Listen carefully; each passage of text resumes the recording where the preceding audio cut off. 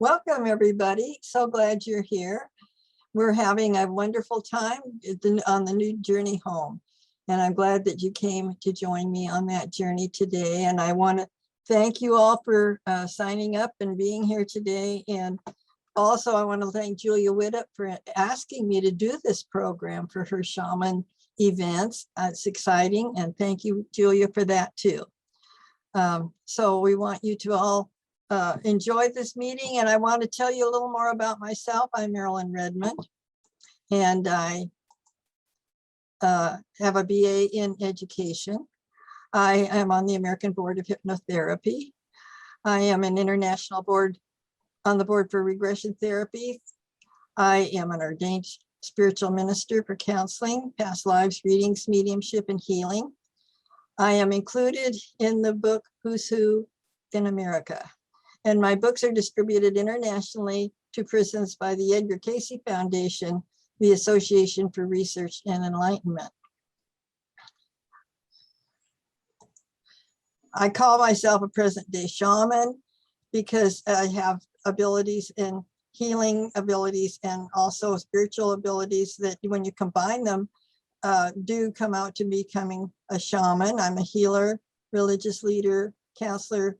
And when you combine these are shamanistic characteristics, which include being intuitive and sensitive, and I am a medium. Shamans are believed to be assisted by an active spirit being or group. And I have definitely a spirit group supporting me. I call them my entourage, and they're with me all the time. When I first recognized them, I had 6 angels protecting me and keeping me alive. Archangel Michael appeared first, and they've been with me, and more have come in ever since he started coming in. So a shaman is taught by the spirits, and I have definitely been taught by spirit. I was asked actually to write an article for a medium who was putting classes on, and she said, will you write an article about things that would help somebody learn to be a medium? And my mind went blank, because I didn't learn it out of books. Nobody really stood up and said, this is what you do and follow ABC. And I realized that what I had learned had come from the spirit world. And I just intuitively knew or could ask for any information I needed. So this isn't out of books. This is because spirit brought it to me. So what we're really talking about today is harmony and balance in the soul, and physical, mental, emotional, and spiritual balance.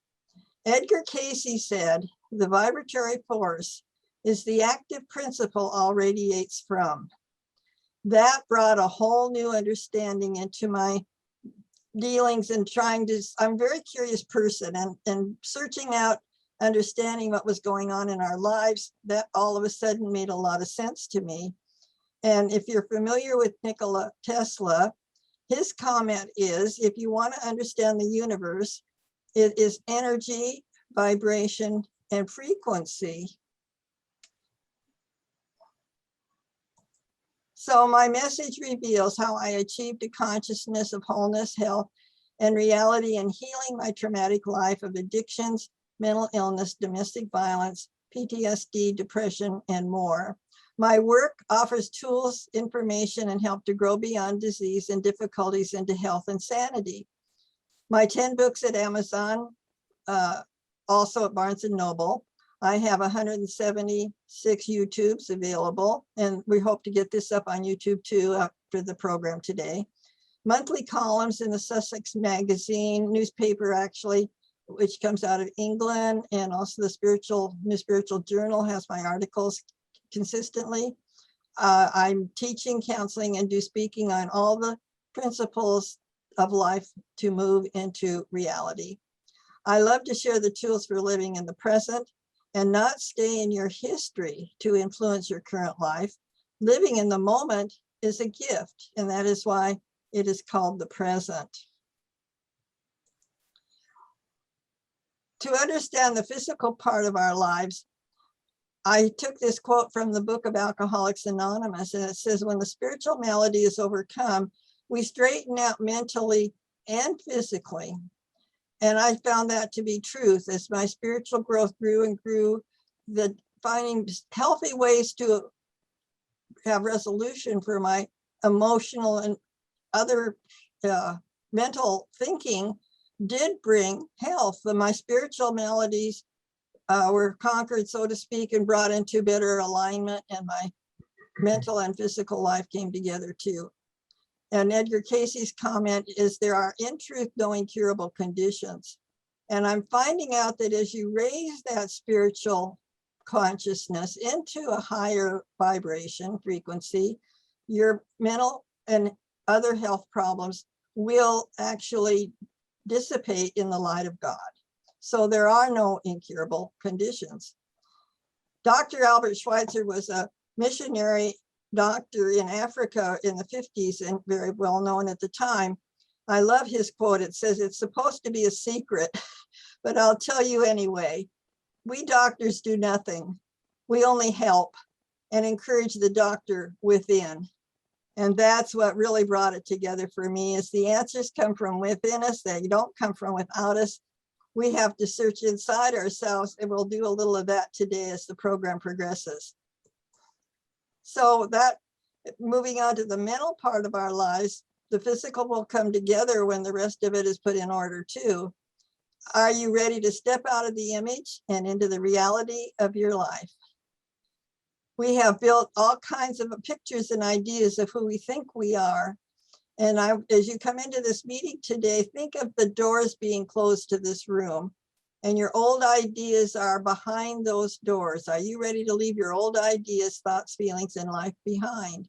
Because they didn't work. That's why we are in the condition we're in right now. We've been using all the old information, and life is not really from other people's ideas and belief systems. It's really from within.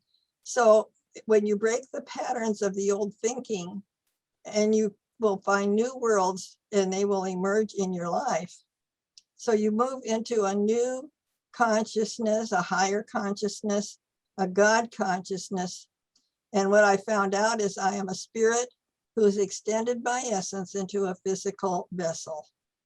That was a whole new focus for me, because I was not taught that growing up or in my religion. This is a quote from Abraham, who channels through Esther Hicks. We want you to understand that you are a powerful creator, and you have the ability to be or do or have anything that you desire. But you have got to begin by creating a vibrational atmosphere or vibrational climate or vibrational nucleus. Make yourself the vibrational starting point. So what we're going to be doing in this program today is to raise our vibrations into a higher level of what we really truly want to create in our lives. He said, when you start in a gentle place of non-resistance, Jesus called it meek, the meek shall inherit the earth. When you are in this area, in this place of soft, non-resisted vibrational well-being, everything that you desire will come into your experience. So we can create the life we truly want.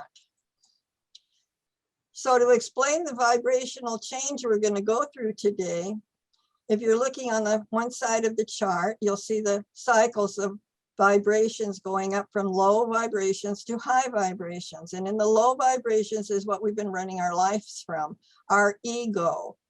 Ego, some people say, is edging God out. So if you're in any kind of fear, guilt, shame, crisis, chaos, turmoil, religions call it the devil and Satan. If you're hearing those voices telling you how to live your life, what to do, how to handle things, you're probably not getting the best results that you're really looking for. And you're really trying to probably raise your vibrations into this higher vibrational level at the top of the chart, where we have love, light, God. You probably saw the movie Star Wars, where they said the force be with you. Some people call it the source, and that's your soul, or all that is.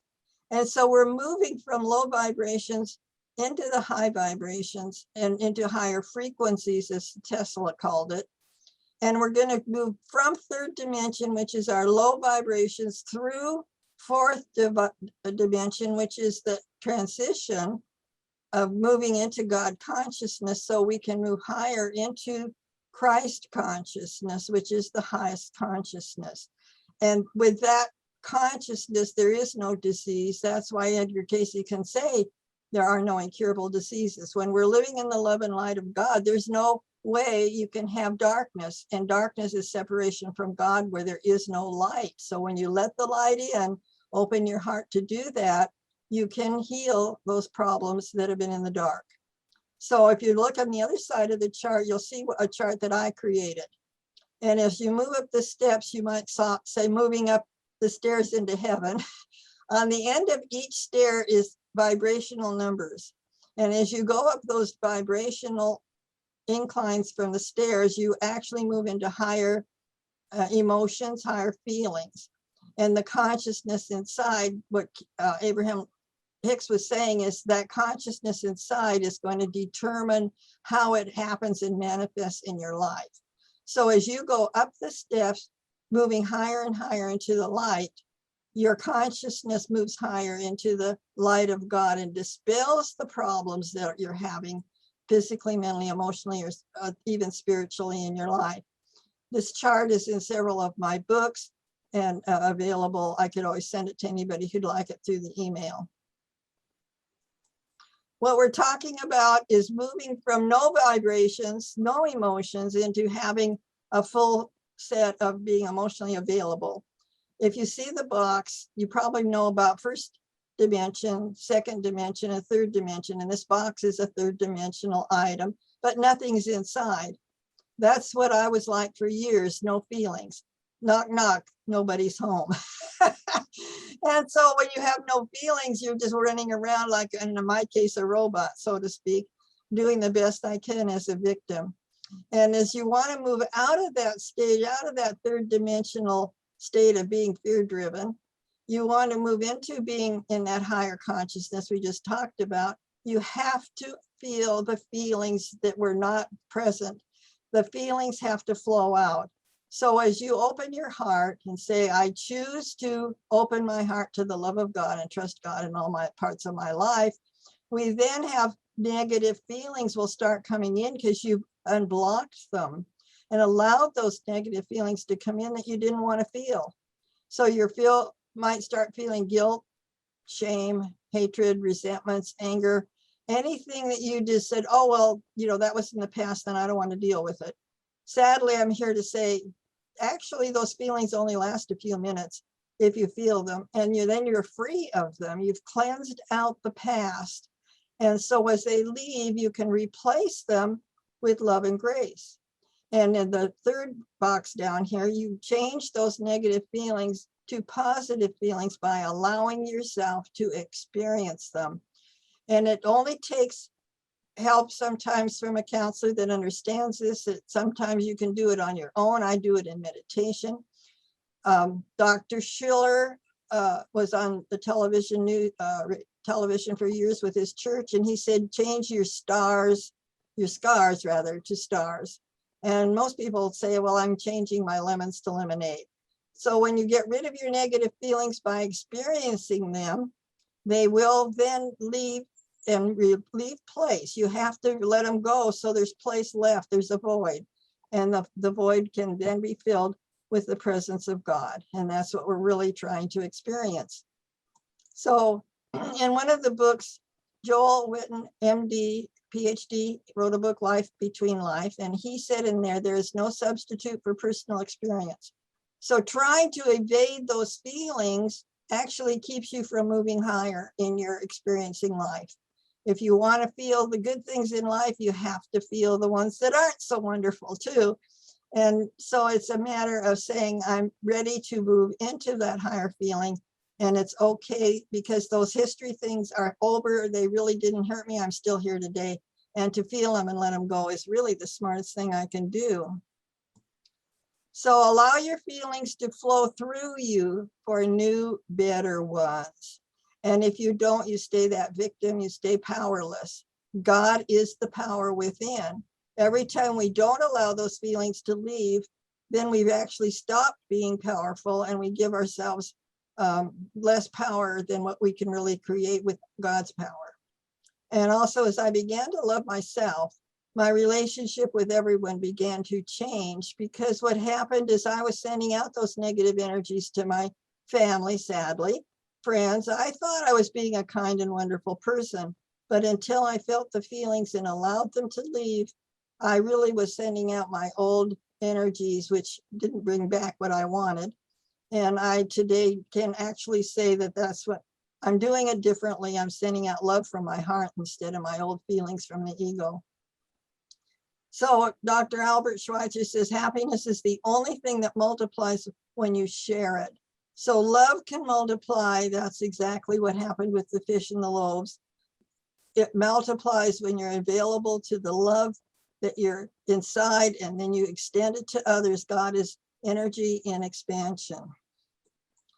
So what you're really trying to do is, here's the circle with you, and the circle behind it is God, and you're really trying to make them concentric. You become one with God. That's the correct use of will. So what happens is you now become God's arms and legs to others, to fill yourself with that love and extend it to others. You become one with God. The Father doeth the work, because now God is within you, and you're being the messenger, you're being the helper, you're making sure that that is being sent out and expanded to the best and possible ways of the experiences you're in. So when you merge with God, thy will be done, is you're sending out the love of God to others. You're not sending out your old fears, harms, and problems from the past to them anymore. You're really doing what we came to do on earth in the first place, which brings heaven to earth. The trick is, we've been looking at the surface of our lives rather than what's underneath, like an iceberg. What's underneath and unseeable for the iceberg is bigger than what you see above the iceberg. And those are the parts you have to look at, identify, feel the feelings, and release them so they flow out. And as you do that, you're going to feel much more your real normal self, because we're really about cause and effect. Negative cause brings negative results. So if you're sending out your old ideas, your old feelings, and you haven't resolved them with the light of God, turn to the Father of light in all things, then that negative situation will come back to you in some way or another, not maybe when you expect it, but it will come back. So the fear, guilt, shame, resentments, all those revengeful thoughts or actions will come back and bite you, as they say. So we want to send out positive cause and then get good results. As you may have heard before, love never fails, because what goes around comes around, and it's your choice to bring love into your life and send it out so that it can come back to you and you can enjoy your life in a way that you never thought possible. If you don't, you stay in the victim cycle and you're powerless, because the fear, guilt, and shame is leading and running your life. You think you're doing okay, but it's what you don't see. It's under the iceberg. That's what you're sending out. That's your consciousness, and you don't see it. And as you change that, you will find that you can respond in loving resolutions, and that's the power. God is the power. Love is the highest power in the universe. So I had to give up my guilt. I had a lot of guilt to give up. It was like I was carrying the burdens of the world on my shoulders. And that's not my job. That's God's job, to take care of the world and save it. And I had a lot of resentments. And in the old days, way back there, I didn't even know the word resentment or anger. Resentment is an anger where you have rent-free space in your brain and you can't get rid of it. The anger, the guilt, the revenge are all from the past history. That's what keeps you in the past, and it keeps you out of being in the present. And I was never really a revengeful person. I have some funny stories about that. But the point is, if you send out revenge, it's going to come back on you. So I chose early. Somehow, before I actually became a spiritual person, I knew not to hurt others because I didn't want to get hurt back. And that was just a natural knowing. When you can stop in those few minutes when you always have choice and say, I choose to send love in this situation, you have now mastered your emotions, and it feels good.